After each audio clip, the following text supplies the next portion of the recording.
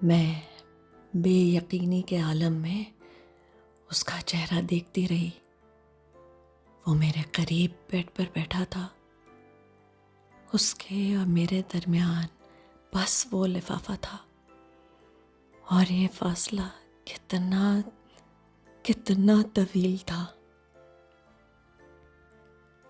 तुमने तो उससे धोखा खाया था।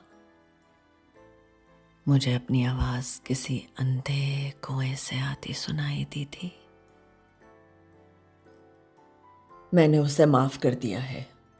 वो अपने किए पर शर्मिंदा है, और फिर गलती तो हर एक से हो जाती है।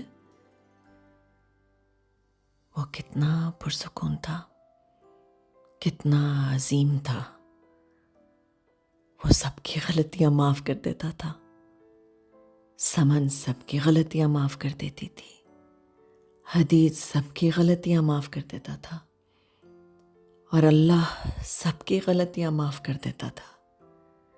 बस एक मैं थी जिसे कोई भी बख्शने पर तैयार नहीं था।